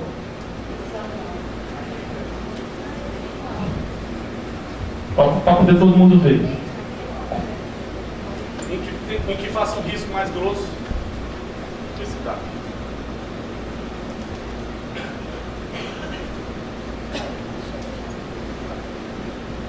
Se eu faço, está todo mundo ouvindo? Se eu faço um risco assim, certo? O que é que eu tenho? Eu tenho uma continuidade. Eu não tenho como eu captar uma ausência. Se eu faço um risco assim e interrompo esse risco, eu também não delineei essa ausência. Isso aqui tem o mesmo efeito da ausência do traço. Agora, se eu faço essa alternância, o que foi que eu desenhei? Eu não desenhei 3 traços, eu desenhei um vazio entre eles, que só pode ser desenhado pela ausência, pela interrupção e o retorno. Porque se o traço não retorna, o vazio não é delineado. Então eu preciso da alternância do traço para que eu possa dizer, esse é o primeiro, esse é o segundo, esse é o terceiro. Então, mesmo que eles sejam iguais, eles são diferentes porque eles me permitem, eles surgem em momentos diferentes e eles vão escrever no igual a própria diferença. É isso que permite a gente diferenciar um número ordinal de um cardinal. Porque se a gente não registra em termos de memória o que veio primeiro e os que veio segundo, sempre o próximo é o primeiro. E nunca 1 mais 1 mais 1 mais 1 é 4. Sempre vai ser o primeiro. Por que a gente precisa? A gente consegue somar, chega no 4, porque a gente fez a permanência do objeto na forma de representação. E ele só pode ser forma de representação porque o vazio foi registrado na forma de alternância. Está todo mundo compreendendo isso? Se eu tenho um problema com relação a esse registro desse vazio, o que é que eu tenho? Eu tenho uma instabilidade do mundo. Vocês conseguem entender? Ou ele é todo, ou ele é nada. Então, qual é a consequência? Eu tenho que deixar o mundo estável. Porque quando o objeto se ausenta, ele é uma ausência absoluta. Quando ele está presente, ele é uma presença absoluta. Ele não... Então eu tenho que criar mecanismos de proteção contra esse absoluto que me é sentido de forma mortífera. Não sei se vocês conseguem entender. E aí isso, por exemplo, Isso, por exemplo, pode estar relacionado com a tendência à repetição dos autistas, no sentido do apego à rotina. Tem que ser sempre aquilo no mesmo caminho, tem que ser sempre naquele mesmo lugar, os livros têm que estar sempre naquele mesmo lugar, o brinquedo tem que estar organizado. Por quê? Porque a inclusão dessa diferença, ou seja, encarnada pela falta, ela é sentida como desestabilizadora. Então ele precisa criar, muitas vezes, mecanismos artificiais, como construções autísticas, objetos que permitem com que eles, por exemplo, liguem e desliguem. Isso tudo para mim está em construção, tá? Me serviu muito para eu defender Lacan aqui. Sim. Não é que eu sempre defenda Lacan. Semana passada eu escrevi com ele quando eu falei daquele livro A Vida com Lacan. Quando Lacan diz que Klein interpretou "você está fudendo com sua mãe", no caso Dick, ela não disse tudo isso. É claro que Lacan ele não estava dizendo a coisa concreta, nem Klein acha que o Édipo é essa coisa concreta de que uma criança vai querer transar com sua mãe. Isso. Né? Mas que uma criança talvez queira fazer a volta deste absoluto onde se apaga o vazio. Vamos dizer assim, amor é tentar fazer de 2 1, seguindo o ágape, né? Isso é impossível. Mas edipianamente se deseja isso. Então talvez o que Lacan queira dizer com a sua caricatura de você está fudendo com a mamãe é você está querendo fazer o todo, aí, retornar esse estado de um absoluto. E aí eu acho que esse caso clínico coloca uma questão de como a psicanálise se coloca de uma forma ética e política diante do autismo, e você mostrou um outro jeito que a gente pode criticar esse jeito planiano que tem esse efeito. Porque o que ela faz é colocar os significantes da história, exatamente como o Cosimo Lefort faz depois. E Lacan diz isso. Você fez, ele engoliu, comeu o lobo. Né? O caso Robert, ele comeu o lobo e isso teve um efeito. Isso os tirou de um mundo inumano, Lacan diz de um jeito assim muito bonito. Os tirou de um mundo inumano, eu acho que é dizer de um jeito freudiano, eles engoliram a identificação. E você muito bem lembrou que Freud, na Psicologia das Massas, no capítulo 4 está amor e libido, mas no 3 está as identificações. Exatamente, Então, o autista, o que ele se recusa é as identificações. Então, qual é a nossa posição? Qual é a posição da psicanálise? Essa posição desses 2 exemplos clínicos que tiveram o seu efeito, mas eles são via de pôre. Entendeu? Via de pôre. Eu estou dizendo como Freud coloca a oposição entre psicanálise e educação. Ele diz, é a via de pôre. Ele diz assim no latim. E uma análise é uma via de levare. Não é você pôr mais identificações no sujeito. Então, qual é a nossa posição ética diante da clínica com a criança autista ou com um psicótico? Que não pode ser a via de levare, porque tirar a identificação desestabiliza muito mais, mas também não pode ser uma via de pôre. Essa é a pergunta. E nem eu tenho a resposta, mas eu vou lá para isso. É por aí mesmo, André. Porque, como eu falei muito rapidamente, mas assim, o Lacan realmente ele utilizou de uma forma muito ampassante, disse isso com a intenção de transmitir uma ideia de que ela estava nesse caminho, ou seja, ela estava enfiando a significação que era dela. Mas o que é muito, o que ele mesmo diz com todas as letras, né, e que ele continua na aula seguinte, é o seguinte: mesmo o que faz questão para ele mesmo ela fazendo essa forçação de barra, isso teve um efeito. Isso teve um efeito, ele vai dizer, de articular os 3 registros, que a preocupação dele depois vai ser de anotar os registros. Né? Então ele vai dizer, de alguma maneira, isso funcionou para esse menino, né? E ele se pergunta por que isso? E aí ele até esboça essa resposta, dizendo que é porque ela inscreveu o Dick num sistema simbólico que lhe era próprio, ou seja, que era próprio de quem? Da Melanie Klein. Então ela filiou, de alguma maneira, o Tite a um desejo que não era anônimo, que era o dela. Entende? Ou seja, ele foi cuidado, mas agora ele foi cuidado por alguém que tinha nome, que deu um certo nome, e ela deu um nome a ele, né? De Tite. Então, eu me lembro muito claramente, aí ele, nessa aula, inclusive, ele vai dizer que ali há o primeiro afresco. Ele vai fazer essa metáfora do afresco em relação a essa chapação da linguagem que ela fez com o Tite.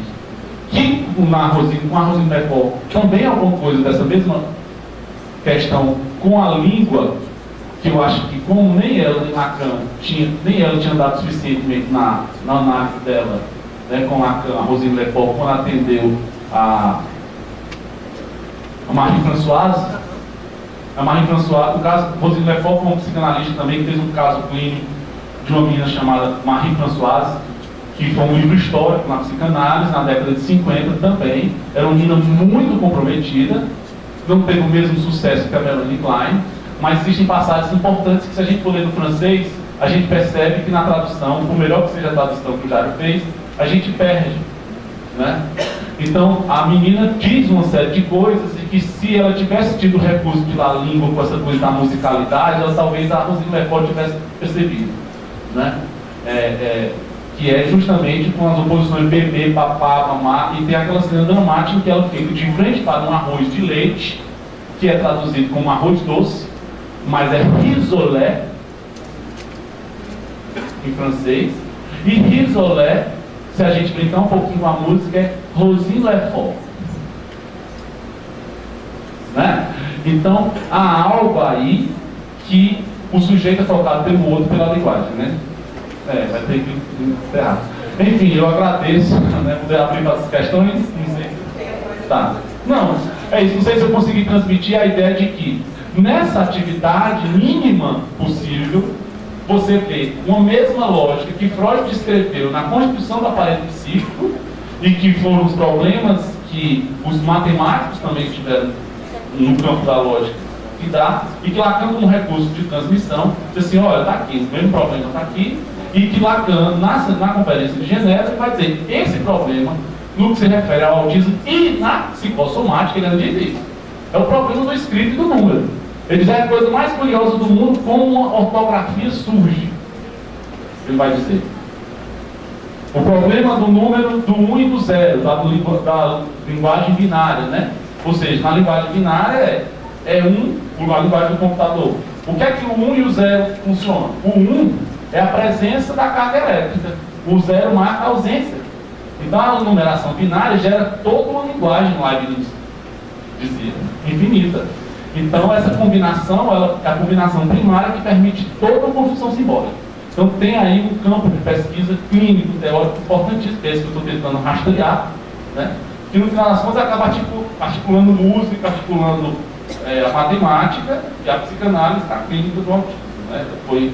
Então, dessa maneira, uma espécie de retorno, como pesquisador, que eu trago para vocês, dessa atividade CAPUNCAP, né? Junto com a escola, porque a referência é a minha escola de psicanálise, que permite uma informação com quem eu posso dialogar, que são meus colegas de escola e lugar de trabalho que é a universidade na pesquisa, né? É isso. Questões, né?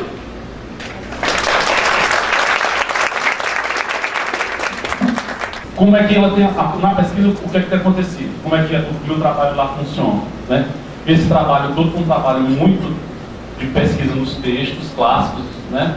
Mas em termos práticos, ou seja, em termos de experiência clínica, que foi dando substrato a essas reflexões junto com os meus alunos, eu tenho um projeto de extensão na Universidade Federal do Ceará, que chama Livro de Psicanálise e Psicopatologia da UFC. Nele, uma ação de extensão que eu criei, que chama Água de Chucalho. Vou falar desse termo. No Ceará, já deu para perceber, existe uma expressão de quem fala muito, né? A gente diz: fulano fala demais, parece que tomou água de chocalho. Agora, quando a criança tem dificuldades para falar, para começar a falar, na cultura nordestina, você pega um chocalho do boi, você inverte, faz como se fosse um copo, bota água dentro do chocalho e dá para a criança beber. Eu descobri que isso não é só no Nordeste. Lá em Juiz de Fora, o pessoal disse que também lá, para aquelas bandas de Minas Gerais, também tem. Tem a história do pintinho, que é equívoco demais, né? Botar o pintinho na boca, eu também já ouvi falar essa mesma história. Né? Mas, de qualquer maneira, viu, André, tem a ver com a coisa da Melanie Klein. Foi por isso que eu tomei água de chocalho, tá? Visivelmente. Então, assim, eu batizei essa história porque, na verdade, era um batismo, né? Assim, é uma expressão de alguém que, do campo da cultura, insere uma criança num sistema simbólico que lhe é próprio. Estou citando lá no Seminário 11, o Seminário 11, né? Ou seja, o água de chocalho, esses cerimoniais que a gente faz com as crianças, são foco do próprio batismo. E o curioso é que a água é a metáfora da linguagem, né? O próprio nome Aquiles foi um que foi mergulhado na água, né? Ou seja, que é nada mais nada menos do que a linguagem que atravessa a gente é banhado nisso. Então, esse projeto ele atende crianças com grave sofrimento psíquico. A ideia é essa, não é só autistas, porque a gente tem uma premissa que é não segregação. Então não é porque a gente é interessado em autismo que a gente não vai atender outras crianças que necessitam. E aí tem muitas crianças autistas, eu tenho meus alunos, trabalho com elas tem alunos do segundo semestre ao último, sendo que os que estão em estágio em clínica, eles são os responsáveis pelos casos. Então são eles que atendem diretamente, e a família, e eles são responsáveis. E durante os atendimentos, eles vão 2 vezes na semana para um espaço junto com as outras crianças, que é o espaço para água de chocalho. Então elas estão junto com as outras e com outros alunos que não têm saber algum. Isso é uma condição pensada. Eu quero pessoas que estejam lá para estar com as crianças. Eles não vão fazer psicanálise com crianças nem nada. Eles vão estar com as crianças sem saber algum. Por isso que eu não faço seleção. O único método de seleção é o desejo e a responsabilidade por isso. E isso tem estado substado essas experiências, porque muitas crianças têm feito coisas maravilhosas e dito coisas maravilhosas, né? E demonstrado essas coisas, né? Trazido essa experiência. Teve uma que estava tocando violão, a menina tocando violão, e a menina não olhava, nada, nem olhava. Mas aí quando ela tocava o violão, que ela parava, a menina olhava. E aí começou o jogo de tocar violão, parar e ela olhar. Ou seja, o mesmo jogo de presença, ausência, alternância, não de estímulo, mas presença, ausência do elemento, né? De alternância lógica, e não de condicionamento. Porque ela não ia lá, dava um outro objeto reforçador. Você pode nomear isso da forma como você quiser, mas a partir da lente que a gente estava trabalhando, né, provocando de alguma maneira essa atividade. Tá? Então, junto com isso, o atendimento dos pais, atendimento da família, todo esse acompanhamento, há uma parte da equipe que se dedica à relação com a escola, ver como é que está a questão da inclusão dessas crianças, que também é uma premissa que a gente não abre mão. Todas as crianças têm que estar incluídas com as outras crianças na escola, né? E não em dispositivos de segregação, porque as outras crianças eu entendo que elas também produzem um efeito clínico nas crianças maravilhoso, dependendo de como a coisa vai sendo construída. Daí a gente tem um trabalho junto com as escolas de tentar ouvir também os professores, as coordenadoras, para que essa inclusão ela possa acontecer da forma mais adequada possível. Agora, é claro que nada disso é sem muito trabalho, sem muita dificuldade e a passos muito lentos, né? Porque nós estamos num dispositivo público, com escolas públicas, com pessoas carentes de todos em todas as instâncias, né? E fora as suas próprias resistências subjetivas, né? De uma criança, por exemplo, 9 anos. Você pode contar um dramático, talvez para encerrar. Nós temos uma menina, não temos mais porque ela não foi mais, a mãe retirou do trabalho. Essa menina chegou para a gente a pedido de uma escola, que já tinha me chamado para falar lá com os professores, não só sobre ela, mas sobre o tema.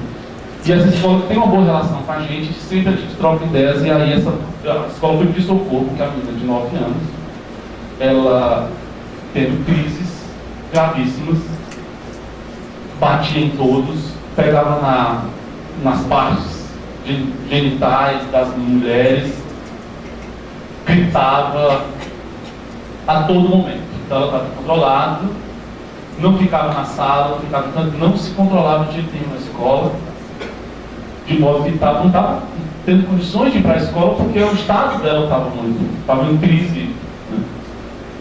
E a gente adotou esse caso. Não, somos nós que temos que dar conta disso. Vamos junto ajudar, nos dar as mãos e ir atrás de resolver, tentar ver o que a gente pode fazer.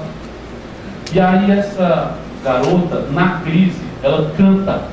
E ela canta muito afinado. Ela tem um dom musical assim, então ela canta muito bem. Então ela está em crise e cantando trechos de algumas músicas específicas, em crise, gritando e cantando alto, de forma muito, né, afinada. E a estagiária que é responsável pelo caso, que é minha bolsista de pesquisa, ela é flautista, tem noção de música, né? E ela fez justamente um artigo sobre essa questão da linguagem, da música, da musicalidade da voz, blá, blá, blá, blá, e é um artigo muito legal, vai até ser publicado aí. E a menina, lá no SPA, num desses momentos de crise, ela cantando aquela música do Los Hermanos, ó Ana Júlia, né?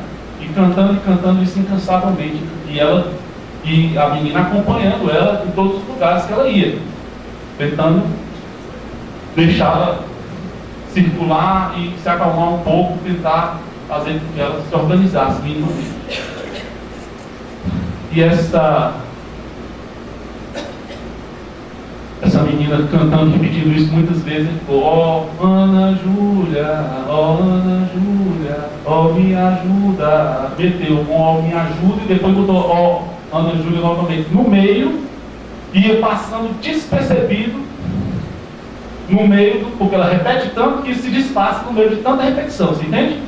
Na hora que ela disse ó me ajuda, a menina ouviu na mesma hora, parou e disse eu ajudo. Na hora que ela disse assim, eu ajudo, a menina parou, olhou para ela, ajuda? Então veja como uma cena muito dramática, não é? Assim, em supervisão a gente ficou muito tocado, porque ela pediu, me ligou para a supervisão imediatamente, porque a menina conseguiu enunciar algo da ordem de um pedido pela via da única forma como ela conseguia enunciar. Eu tenho uma hipótese há muito tempo, mas não estudei sobre isso, não tenho como. Mas eu sinto que existem outras pessoas que a música ajuda na enunciação, que são os gatos, né? Os gatos, muitas vezes, eles conseguem dizer coisas quando eles começam a cantar, eles param de gaguejar quando começam a cantar. E vários autistas conseguem enunciar coisas quando cantam, né? Eu não tenho mais o que dizer, mas isso me é curioso, não é? Porque tem a ver com a enunciação, e não com o que se diz, mas como se diz, com a modulação da voz, com a presença do sujeito na forma como ele coloca, né? Presença ou ausência do sujeito naquilo que ele diz. Essa menina mostrou muito claramente esse exemplo, entre vários outros que a gente pode dar, né? De como essa coisa faz, o sujeito vai se inscrevendo aí. Um pouco dessa questão toda, que assim, na sua fala mostra a complexidade que é atender uma criança que tem ou esse diagnóstico, ou que a gente tenta na investigação. E aí tem essa lei aí pra gente de fazer diagnóstico de vulnerabilidade de crianças de 0 a 18 meses, né? Como que vocês têm tratado isso? Ou vocês não têm pensado? Como que você tem visto isso? Olha, veja bem. A priori eu estou dizendo das minhas experiências, mas eu, como todo mundo, não sei, tá? Tudo isso que eu estou dizendo é o que eu tenho conseguido construir até agora. Pode ser que amanhã tenha uma outra coisa que eu possa me reconfigurar. Então, faz parte do percurso que eu estou dando testemunho do que eu consigo elaborar. Isso tudo, para mim, é uma questão. Eu acho que está, né? Não queria colocar as coisas como quem sou eu diante de pessoas que há quase 100 anos pesquisam sobre isso. Então, é um desafio para todos nós. Diante de qualquer autista, eu acho que as famílias sabem muito mais, eu acho que os pais sabem muito mais, as crianças, os pacientes são os sujeitos que sabem, são eles que sabem isso para a vida deles. E é disso que a gente tem que ir atrás. É essa a pergunta do psicanalista. É o que é que esse sujeito pode nos dizer. Não é método. Tá? Agora, com relação a essa história do protocolo, não sei se todo mundo sabe, nos últimos meses foi aprovada uma lei, eu não me lembro o nome da lei, que altera o estatuto da criança e do adolescente, não é uma lei qualquer. Né? E que diz que toda criança nascida no Brasil deve ser submetida a um protocolo de detecção de risco psíquico de desenvolvimento. O protocolo aí vai caber ao técnico escolher qual. Tá? O que é que acontece? Esses protocolos, normalmente, na literatura, têm sido construídos a partir da tentativa de detecção precoce do autismo. Então, já há um equívoco na prática, assim, embora não seja, de que muita gente liga esses protocolos à detecção do autismo, mas não. A rigor, eles vão para detectar problemas de desenvolvimento em bebês. Né? Mas, você sabe os deslocamentos que a linguagem vai produzir. Então, isso tem produzido uma polêmica muito grande, inclusive entre os psicanalistas. Né? Alguns concordam e trabalham para que isso seja instaurado no SUS de forma generalizada, a lei já está estabelecida, está sendo regulamentado, está sendo discutido, e outros discordam, achando de que há por trás disso uma política preventivista, higienista, medicalizante da infância, com riscos graves de proliferação de transtornos, diagnóstico de transtornos, e a consequência disso é uma iatrogenia. Você vai começar a produzir quadros de autismo onde não haveria, onde uma clínica tão sutil que é a clínica da infância, quiçá a dos bebês, né, imagina você, um pediatra no SUS, ter que aplicar um protocolo desse de detecção de riscos. Né? Agora bota isso nos 4 cantos do país. Então é um problema biopolítico, porque então vamos lá, se eu posso prevenir autismo, então eu vou começar a fabricar neuróticos. Né? Então é uma discussão muito séria, colocando inclusive alguns psicanalistas, não todos, no campo do poder, do campo político muito arriscado, que não é o nosso trabalho nesse sentido, né? Da gestão de populações, para utilizar os termos Foucaultianos, né? Da biopolítica, e que nós sabemos que o resultado disso pode ser um resultado eugênico, né? Porque eu controlo uma população eliminando a possibilidade de nascimentos. Então, se eu controlo... Isso eu ouvi de um dito autista há muitos anos, tá? Estava num encontro internacional de autismo, e aí tinha um geneticista dizendo o seguinte: as pesquisas em genética e autismo já estão tão avançadas que dentro em breve a gente vai poder diagnosticar essa genética e essas crianças não precisar mais nascer, porque a gente vai saber a genética. Né? Aí tinha um autista, o líder do movimento de autismo no mundo, que estava assistindo e disse: olha, eu estava até gostando da sua palestra, mas agora você está dizendo que está querendo acabar com a minha comunidade. Eu disse assim: olha, isso é autismo, não é paranoia, não? Minha comunidade, meu povo. Né? Mas o cara fez uma pergunta importante: se você está querendo acabar com a minha raça, você disse eugenia. Isso é um projeto eugênico de purificação. Né? Então, assim, há uma polêmica ética muito discutível e que muita gente está pegando fogo essa discussão, e que eu acho que vale a pena todo mundo se inteirar, porque a questão não é que nós não tenhamos mecanismos de tentar detectar sofrimento precoce nas crianças. A questão não é essa. A questão é a universalização disso. Como é que eu vou universalizar uma coisa que em si, inclusive com seus mecanismos, a gente pode relativizar uma série de coisas? Né? A gente sabe quais são os fenômenos que são próprios da infância, como essas coisas são fluidas na infância.